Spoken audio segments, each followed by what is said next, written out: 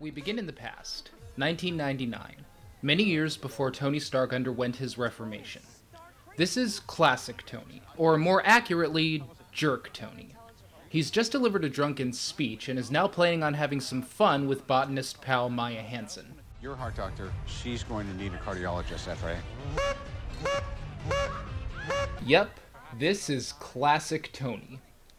And it's here that Tony is approached by the character Jensen, which is something we were told about in the first Iron Man. Jensen told Tony that they met in Bern, and now we actually get to see that encounter in this movie.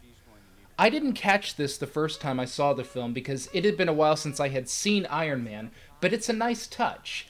It doesn't really have anything to do with the story, but it's a good callback to the very thing that inspired Tony to create Iron Man in the first place, which is an excellent way to start the film off.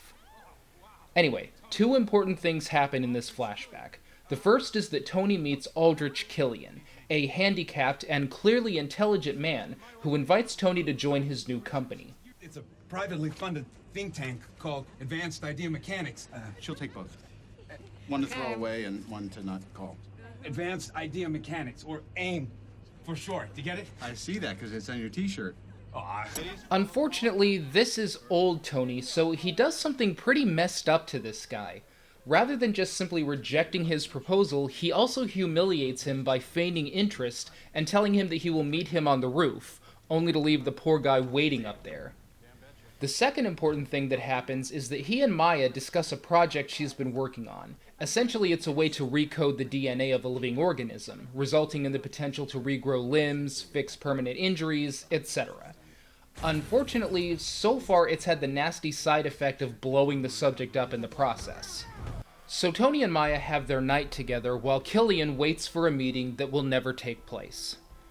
This was a really great way to open the film, as a lot of Iron Man 3 deals with past mistakes, and watching Tony behave like an unbelievable bastard really puts into perspective how far he's come in his journey to becoming a better man.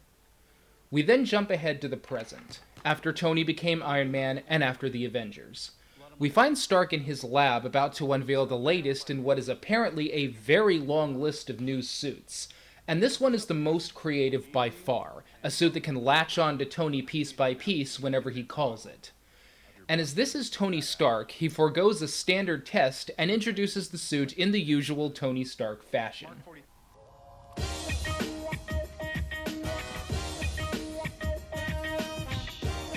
This is one of the many elements of this film that I like, and one that genuinely surprised me. The way the suits are portrayed in Iron Man 3 is better than any portrayal of Tony's tech in any of the other films, at least in my opinion. They behave more like real technology rather than just fanciful super suits. Functional, but not always 100% reliable. Probably a little fast. Slow it down. Slow it down just a little bit. Watching these pieces work at first, but then go flying off in unintended directions, gives you a sense that this is real hardware that still has a few bugs. The suits are like Tony. They're sturdy, but they're flawed. And portraying the suits as real, vulnerable tech will have several advantages to the story, as we will see later on.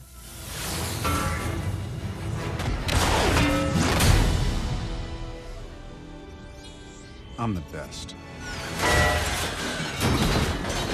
So far, this had all been a great reintroduction to the character, giving us a glimpse of the way he used to be and showing him in his element as he labors over the suits. But then we come to the aspect of the film that I really didn't like at first. The Mandarin. Some people call me a terrorist. I consider myself a teacher. 39 hours ago, the Ali Al-Salam Air Base in Kuwait was attacked. You know who I am. You don't know where I am. And you'll never see me coming. No. He's just Bane. All he's gonna do is make speeches and then beat Tony up in the end. I'm so tired of this being in every single film I see. I know exactly where this is going, and I'm fucking tired of it. I don't give a shit. Yep, that was my first initial impression of the Mandarin. Was I right? We'll see. But thanks to the Mandarin threat, Rhodes has now had to rebrand his Iron Man suit from War Machine to the much more PC Iron Patriot, because apparently Robo-Captain America was taken. He and Tony discuss this new villain over lunch when approached by a few fans wanting Tony's autograph. Tony gladly signs this drawing before having a reaction that I did not expect. So I said I got it. Okay. Broke the crayon. Are you okay, Mr. Stark? Take it easy. Tell me. How did he get out of the wormhole? Now, here's a little fun fact about yours truly. I have revealed in the past that I suffer from bipolar disorder. Well, accompanying that disorder is a nice and pleasant anxiety problem. It's been an issue for me for most of my life. It's very difficult for me to be in crowds. It's very difficult for me to talk to people face to face, and it's even more difficult than that for me to make eye contact when I do. Most of the time, I'm able to control it, but sometimes I'm not. I remember in 2002 being at a Def Leppard concert with a friend. The lights went down, the band came on, and suddenly I realized that I wasn't breathing. The room seemed to get smaller and smaller, and I suddenly had the irrational sense that everyone in the stadium was a danger to me. My friend could see that something was wrong, and eventually I simply leaned over to her and said, "I've got to go." I quickly made my way out of the stadium and spent the entire concert trying to stop hyperventilating in the lobby. Now, I'm not telling you this out of want of sympathy, but only because it's relevant to how good this portrayal of an anxiety problem is. When I saw this scene, that incident at the concert was the first thing that sprung to mind, and I said, that's it. That's exactly it. That's how it is. That's what it looks like. That's what it sounds like. Having a story of Tony dealing with an issue so far outside of his character and comfort zone is a great idea, but the fact that they went out of their way to present such an accurate portrayal of that disorder is truly commendable. But more to the point, Tony is actually being affected by what he experienced in the Avengers, and that's a far cry from Tony just being sarcastic about it like he was at the end of that film, which is why Iron Man 3 makes the Avengers better. I have heard from so many viewers who said that Tony's reaction was just protecting himself from the real horror he experienced. Well, if it hadn't been for Iron Man 3, I would have chalked that up to fans trying to weasel their way out of the ending being shallow. But thanks to Iron Man 3, this turns out to be quite true. I can totally see Tony joking around to try to disarm how serious he really thinks this is, so long as we actually see this reaction. And there is just something so ominous and so sad in seeing Tony trying to sign an autograph as one of the Avengers, and then seeing him having subconsciously written the words, "Help me," instead. Tony quickly gets the hell out of there and goes back to tinkering with his suits, while Pepper prepares to have a meeting with Aldrich Killian. That's the poor bastard we saw on the roof in the opening. She's expecting him to be the same awkward soul we saw in that scene, but much to her surprise, Killian is now charming and sophisticated. His idea for a think tank apparently paid off, as he now has the funds to start a project that will recode DNA, just as we saw in the opening. As she chats with Killian about the proposal, Tony's former bodyguard Happy is throwing his weight around as the new head of security. He's not too happy about Killian showing off his big brain to Pepper, and he's really not happy about Mr. Smug over there, all of which he discusses with Tony. A giant brain? Yeah, there's a giant brain. There's a Shifty character. I'm gonna follow this guy. I'm gonna run his plates, and I'm gonna, if it gets rough, so be it. I miss you, Happy. Yeah, I miss you too. But the way it used to be. Now you're off with the Super Friends. I don't know what's going on with you anymore. Killian is hoping that Pepper will join him in his venture now that she is in charge of Stark Industries, but Pepper refuses, stating that messing around with human DNA is far too weaponizable. She returns home to find a strange and elaborate Christmas gift, as well as Tony masquerading in the new Mark 42 suit. It's a bit of a last straw for her, as Tony's obsession has apparently been going on for a while. So far, this movie had really surprised me. There was great character build-up, a deep psychological issue, themes running through the whole thing. Everything was very encouraging. But this, right here, was the moment when I said, this might actually be a real movie.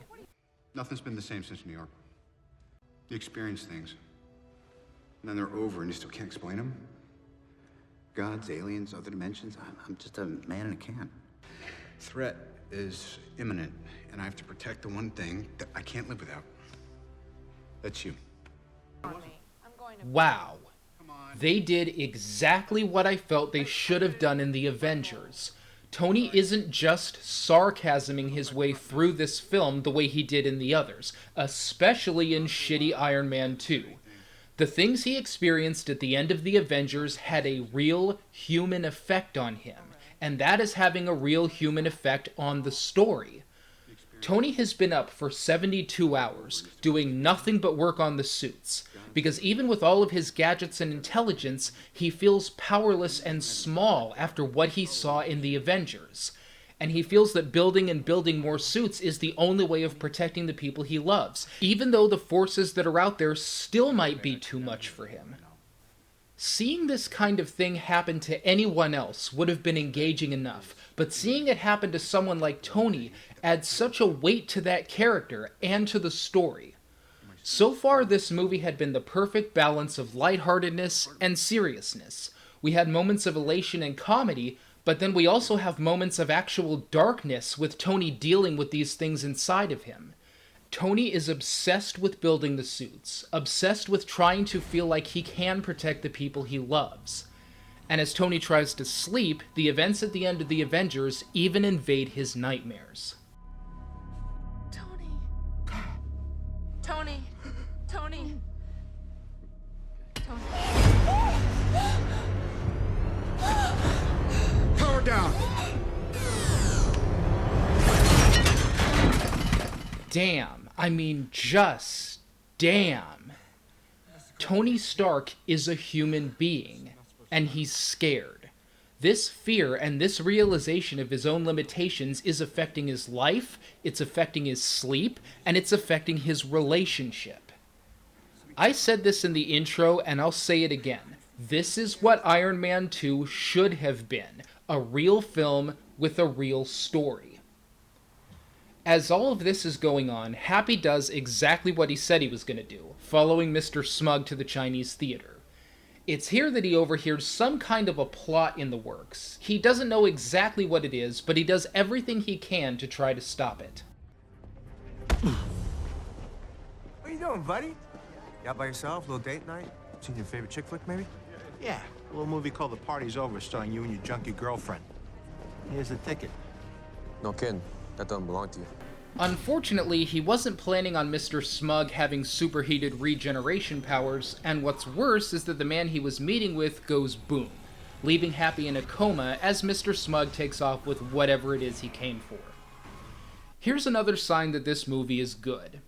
Honestly, while I like Jon Favreau, the character Happy never did anything for me, even in the first Iron Man. But here, they really managed to make me like him. This guy genuinely wanted to be the best head of security that he could be, and he did a great job. He almost got this guy. He was right to follow him, and the poor guy nearly died doing the best job that he could. That's how good this movie is. I never really cared for this character, and they made me care about him. So the Chinese theater goes kablooey, and the Mandarin takes all the credit for it. True story about fortune cookies. They look Chinese. They sound Chinese. But they're actually an American invention. Which is why they're hollow, full of lies. Yeah, blah blah blah blah blah, villain stuff, whatever. The next day, Tony comes to visit his friend, only to have the paparazzi waiting outside wondering what he's going to do about the Mandarin. Some people have chalked up what Tony does next to a mere plot convenience that never would have happened in the first place. But I strongly disagree. As someone who has issues of my own, I can tell you this. When you're not okay, sometimes you do stupid and irrational things to prove to yourself and everyone else that you are. When you're not yourself, sometimes you do elaborate and foolhardy things to convince yourself and everyone else that you are. My name is Tony Stark, and I'm not afraid of you. I know you're a coward, but on the off chance you're a man, here's my home address. 10880 Malibu Point, 90265. I'll leave the door unlocked. I mean, think about this. Tony has spent the entire first act of the film feeling as though he is powerless to protect the people he loves. And then this event occurs which seems to prove that to him.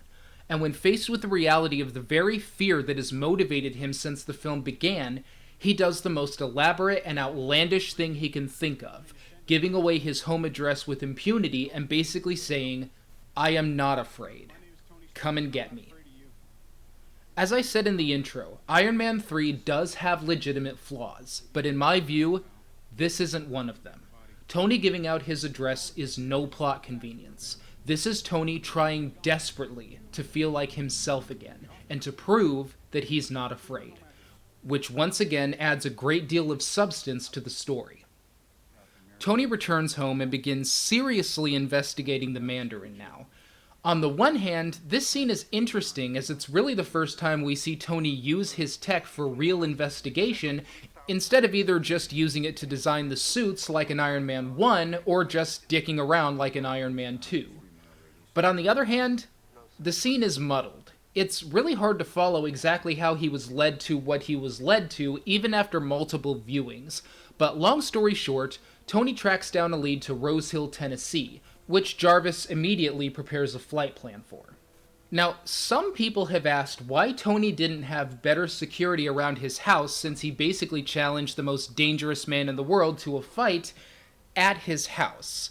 But apparently, Tony agrees. Are we still at Ding Dong? We're supposed to be on total security lockdown. Come on, I threatened a terrorist. Who is that? Fortunately, it's not a terrorist. It's Maya Hansen, who has come to visit after so many years. She desperately urges Tony to leave his house, and Tony stubbornly refuses. Unfortunately, his refusal is met with an actual attack on his house. No, the Mandarin did not show up himself, he just sent a few helicopters to tank missile the shit out of his house. No speeches, no theater, just action. For the first time about this guy, I said, damn, the Mandarin isn't fucking around.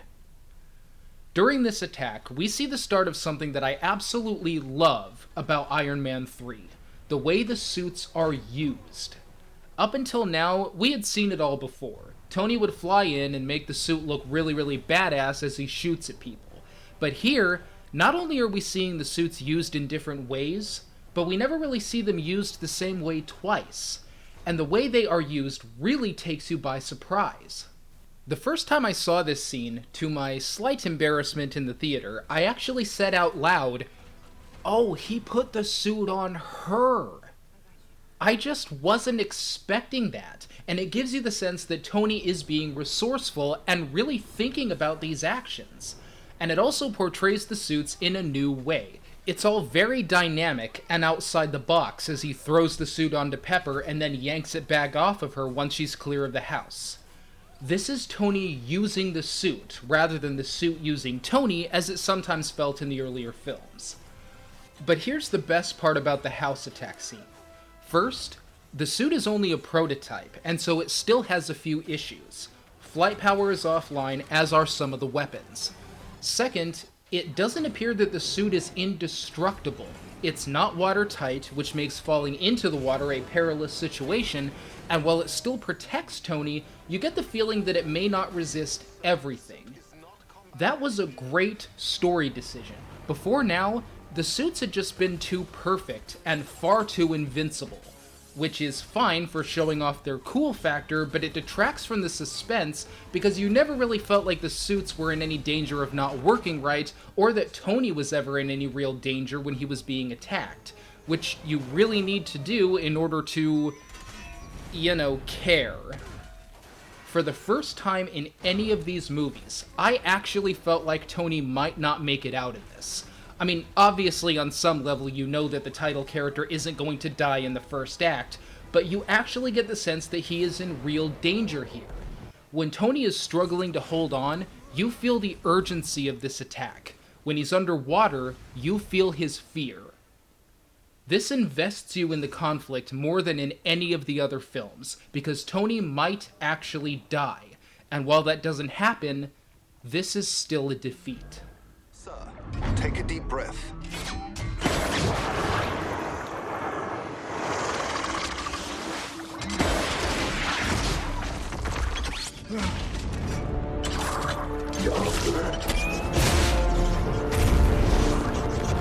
Flight power restored.